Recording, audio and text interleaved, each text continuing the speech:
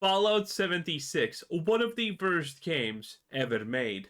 By Bethesda, one of the worst studios to ever exist. They are so talentless, so clueless, so bad at their jobs that they have actually managed to push being talentless into a talent in of itself, which is mind-blowing levels of pure shit. And Fallout 76 is soon gonna have its biggest update yet. And I don't know about you boys, but I'm excited because you see, I am not a hater. I am excited for the future of Fallout 76 and everything Bethesda does. Because you see, I love Bethesda unlike you, and I cannot wait for this update to drop, me not play it, because I already know inevitably it's gonna turn into shit. It's probably gonna be pure trash the moment it drops in the first place anyway. I know the future, I know how it's gonna end, and I am excited. I am so excited to take an absolute steamy pile right top of it, boys. Nothing makes me more excited and happy about talking about how incompetent Bethesda is and how far the Fallout franchise has sunk into the goddamn mud at this point. Yes, the few small things in life that make me happy, indeed. In any case, Fallout 76's biggest update. Let's go. A couple of months ago, Bethesda started teasing something. From interviews, we started hearing about Fallout 76's biggest update ever. Something even bigger than Wastelanders coming this year. And even in-game, the Mothman Cultist Bridge started expanding towards the west, and now the cultists have left altogether. That something ended up being... And by the way, if you don't know anything about what's happening with Fallout 76 and all of this stuff and what's happening with Bethesda in general, you're like, Mothman? Cultists? What the hell is going on? A good question. You see, Fallout 76 is not Fallout any longer. It's literally like an Eldritch Cthulhu mythos type of thing nowadays. It has fully forsaken the concept of the wasteland and the post-apocalypse, and is kind of embracing medieval cultist LARPing, pretty much. It kind of feels like that, but with guns, so you know, great. Ohio, or more specifically, Fallout 76's Burning Springs update, dropping on December 17th, the exact same day as Season 2 of the Fallout TV show, and that'll be relevant here, as this update does take some major inspiration from the show in more ways than one. Oh boy. No time nor inclination, chit-chat. Oh, that's not Walter Goggins' voice. Oh no! Bethesda cheaped out and didn't hire him to do the voice.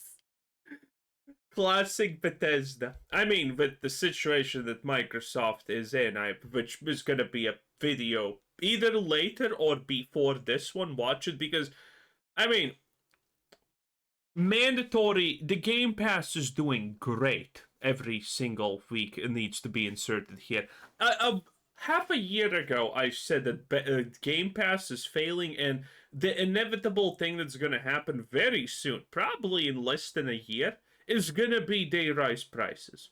Now, granted, even I did not predict that they're going to do the price hike for Game Pass this severely, but I mean, it was predictable.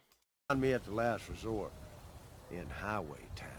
Bethesda just invited me to a preview event for Burning Springs, where I got to play several hours of this new DLC. So of course, take that into consideration. I paid for my own travel and accommodation around this event, but Bethesda did provide me with food and drink, as well as a very interesting gaming experience. And I'll say, yes, the mandatory, I got lathered up like a piglet before the slaughter, but don't worry, boys, I'm not shilling for Bethesda. I'm not shilling for them. Now, come December 17th, a lot of you are going to be reinstalling Fallout 76 for this update. But is it really the biggest update ever? We're going to talk about that one. So even just going to Ohio right at the bat, something really interesting is happening, as Bethesda is finally exploring... is that an unloaded asset? Something really... Yeah, that looks more like an unloaded asset than a wind turbine magically suspended in the air. interesting is happening, as Bethesda is finally exploring new lore and factions here. Okay, so there's one familiar Bethesda has been exploring new lore for, I don't know, forever at this point with Fallout. And by new lore, I mean they have taken the old lore of Fallout and completely destroyed it. I mean, Fallout lore is useless at this point. Everything about the lore that you used to love is pretty much dead in the water. face, but most people are totally new. Something happened to Ohio. You can just visually see this walking around the new region, which is directly connected to the main map to the west. It almost feels like a desert at times, with an overt redness coming through in some areas. And there is an explanation here. I only got some brief That explanation could be the same stuff that in Fallout New Vegas. glimpses at this during my demo, but lore-wise it seems like something spilt in Ohio. There are notes mentioning the water turning red as well as the ground turning, and you could find new intel all over the place that may somehow be related. So Ohio isn't doing very well, and you could definitely see and feel that in-game, partly because it's now ruled by the Rust King, as well as the newly added Rust Raiders, some of the very commonly seen new bad guys that will occupy this region. This is a really great hands-on in that you weren't really direct. What, glowing electric ghouls weren't good enough for you this time? Now we're going back to, raiders? To do anything, we were just plopped in with a character and free to do what we wanted. And at the preview event, everyone was playing on the same server. But for me personally, I chose to progress the main story of this DLC as much as possible. Oh no! This is gonna be the same thing as for the previous expansion. The one with the ghouls and red tint. Wait. You're telling me Bethesda has decided to go 2 expansions in a row with a red tinted air? Because that was the last expansion. And this one is also a red tinted air? Oh no, or maybe this one is, oh no, the water's not red, but the sand and water is. Bro, what is with Bethesda in the color red? I mean, I understand that probably every developer who's not a woke lunatic is seeing red at Bethesda, but still, that is kind of wild.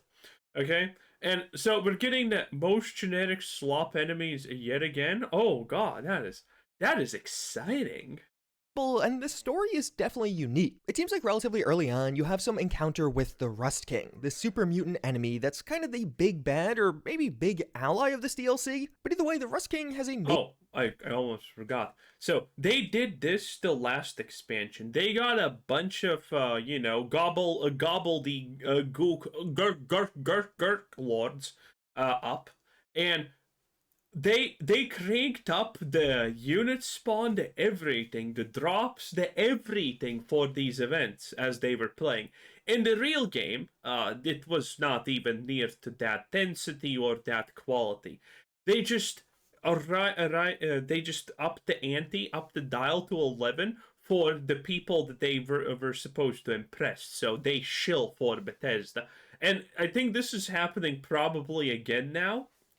Major impact. You can find several people all throughout the region that are very upset with the king and what his raiders have been doing to this area. And these raiders seem to have a bit more going on. The Rust King's all about power and dominance. His raiders going on patrols as well as occupying many of the new locations in Bitter Springs. And it seems like they have some kind of new ability where they get— You hear that, boys?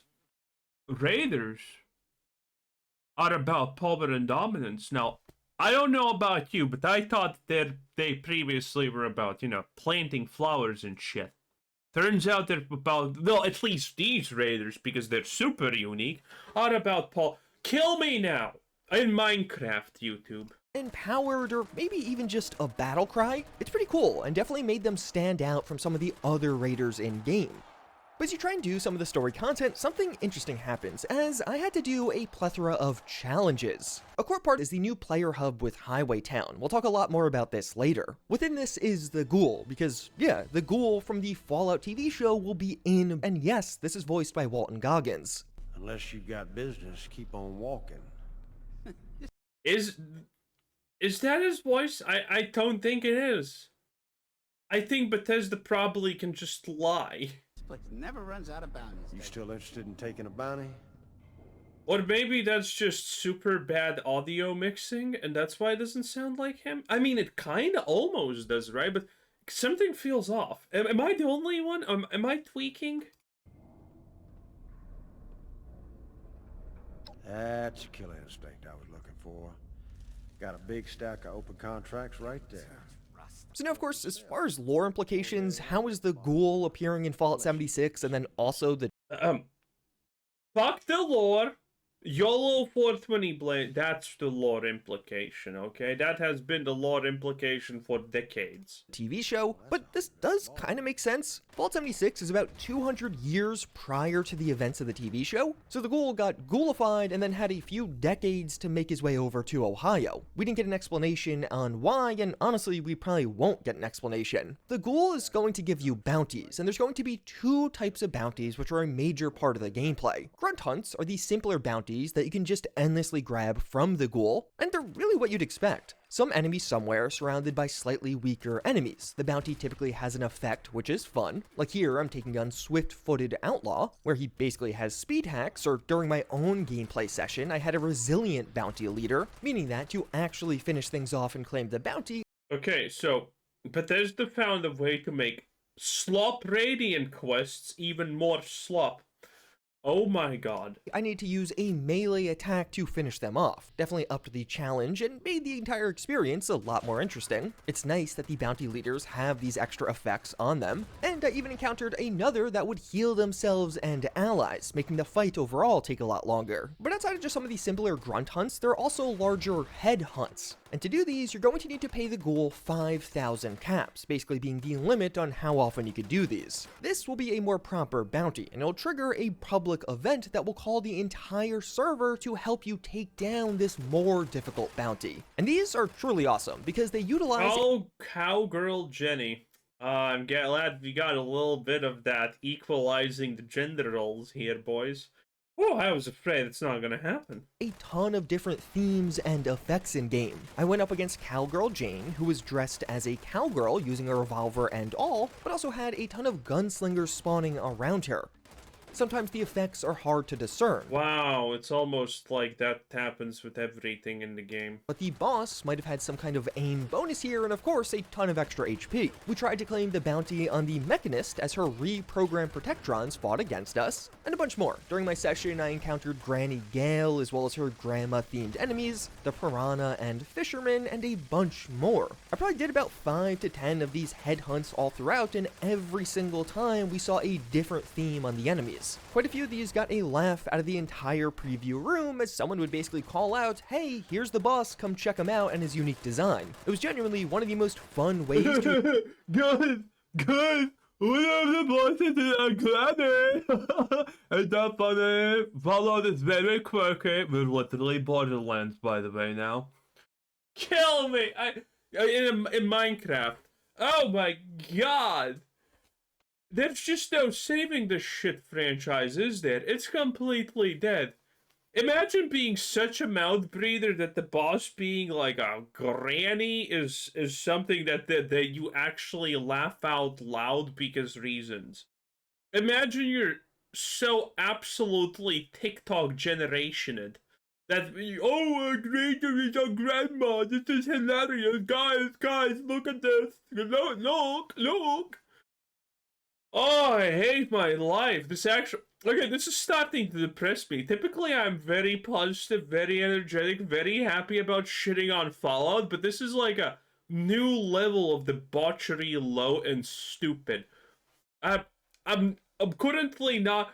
Well, I'm kind of enjoying myself, but it could be better, you know what I'm saying? Experience these new events in Fallout 76. And despite it just being take down this enemy, I honestly had a ton of fun. I feel like these events were suitably challenging, so the entire server kinda needed to be involved. At several occasions, it was basically just a shooting gallery with several people all focusing down the bounty leader at once. So these bounties are an interesting mechanic, as to progress this new main questline as a part of Bitter Springs, you'll have to do several of these. That's what you're seeing in the background now. But it'll also just be a general new feature of Fallout 76 with the Ghoul, where you can just always do bounties if you want to. But further to progress the questline, there's a new bounty challenge type, requiring things like complete a bounty, wound 25 enemies, take out 15 enemies with explosives, etc. Pretty similar to some of the existing challenges in Fallout 76. But part of the main Bitter Springs questline is having to complete a certain number of these challenges. So like, to get to this eventual big meeting with the Rust King, I had to do a bunch of challenges, which definitely feels very MMO-esque. I was doing bounties just focusing on enemies' legs because I had to cripple a bunch of people to get the next quest. I think a lot of these single-player Fallout fans that return for this DLC are not going to like that. Thankfully, there was a good amount of content beyond that, but the challenges took about 20 to 30 minutes, and I didn't even do this entire questline, I don't think. That said, the bounties are still very fun at first, and doing the challenges while you do the initial bounties, even with a couple of friends, is a pretty fun way to play Fallout 76. Eventually though, things do become more story-focused, as you must recruit several characters to go up against the Rust King, all of this being led by someone new you meet in Highway Town. I won't spoil what happens here, but Bethesda clearly lays things out where you could end on good or bad terms with the Rust King, who is some kind of intelligent super mutant that's focused on power and dominance above all. Honestly, I didn't get much backstory from the Rust King. About 2/3 of the way through my play session, I was Hopefully there is no backstory to the Rust King, okay? Anytime Bethesda tries to make a story, it's just painful. Also, super mutant, is that a human arm or is it just me? able to complete the questline with the Rust King, and basically got a generic, hey, I'll see you later, or I'll contact you at a later time. It's not really clear if that's the end of the questline for Bitter Springs, is more coming as a part of this update, or is that a future update? And that's where things around the scope of this update do get interesting. As far as story content goes, I only actually played 1 to 2 hours and then hit a blocker. Granted, I didn't start from the very beginning, so there's likely more content there, but as of right now, I don't really know how much longer or shorter things actually are. But thankfully, the world, the new area of Bitter Springs is also full of new interesting locations, including quite a few Fallout TV show references. This new region's clearly inspired by the Fallout TV show. They added in a super duper mart, which looks great, and you could find those same freezers or cases that ghouls were trapped in Season 1, even finding some hostile ghouls here. A Starlight Drive-In was added, which is a location we've seen in some of the leaked footage from Season 2. The Starlight Drive-In will even be a new workshop location in-game. And of course, the ghoul. It's not really clear how much or how little of the ghoul will be here. He has some nice dialogue in-game, but it really seems like he's just largely going to act as the bounty hunter or really bounty giver. It didn't seem like a massive lore dump as far as I can tell, although I didn't see all of the new content, and either way, I still think it is fun to have crossovers with the show and even other games. I'm glad Fallout 76 is exploring new factions. Okay, so far, is anyone liking anything they're hearing? I ain't. Obviously. Surprising, I know. But yeah, currently, at least the at least the previous expansion with the glowy ghouls and tinted red skybox. I mean, at least that was... At least that had potential to be something new. This is literally, hey, look at this. It's just a bunch of reused things. The Mechanist is obviously a callback from another thing. The grannies are maybe even a reference to the Wild Waste event in New Vegas. You know, the one where you get ambushed by a bunch of grannies that want to kill you. Everything currently so far just seems it's kind of a reference to it's something that already exists, and this doesn't feel new. This seriously doesn't feel new. At least the ghoul expansion with the stupid vault, that was kind of, oh, there's a vault. Well, and it's a special vault, you say. At least that kind of sounded better on paper. This doesn't sound good on paper. This doesn't sound good on any level, honestly. It just sounds like a bunch of things that we already have seen or had. And new stories, but familiar faces are always enjoyable in Fallout to me. I'd love to see other characters pop up in Fallout 76. And the ghoul being here was definitely a nice addition.